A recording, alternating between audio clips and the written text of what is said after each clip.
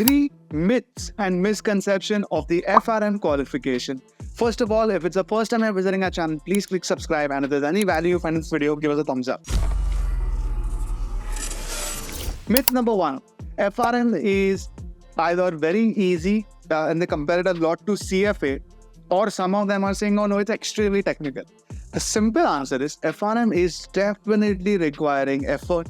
It is a little, so there are two parts in FRM. It is a little more difficult than level 1 of CFA, but easier than level 2 of CFA. Also, when you enter, please don't worry about difficulty, because you will be, it's a subjective point. You'll have to give the exam or attempt the exam to know how difficult it is. So don't get concerned about trying an easy exam, because neither will that give you value, nor is it confirmed that if I'm saying it's difficult, it might be difficult to you. But the general understanding is that FRM is manageable if you just put that relevant effort.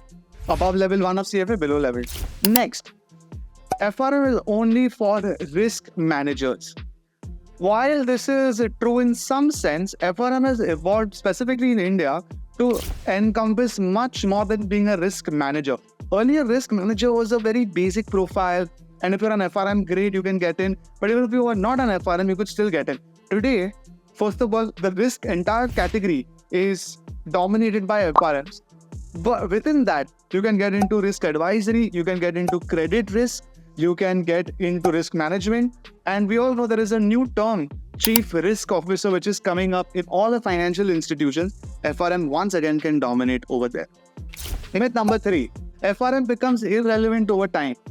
People feel, if I study it now, will it be useful in 10 years from now? Can I make a career only on an FRM qualification? Last, FRM is not sufficient to have an entire career. I need to add it with a CFA or an MBA.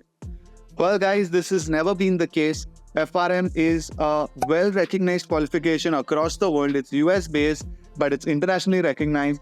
I have a lot of faculty members who are both CFAs and FRMs, and when in their companies they're hiring, they're very clear who they need for only an FRM.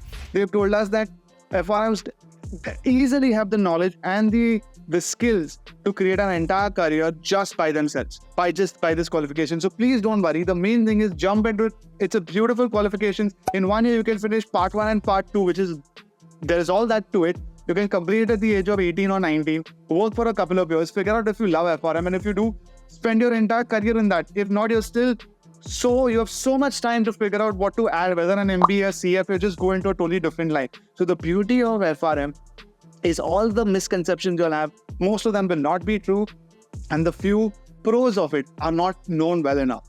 So if you've not seen, please see our other video on FRM, and as always, leave in the comments what else you'd like us to make.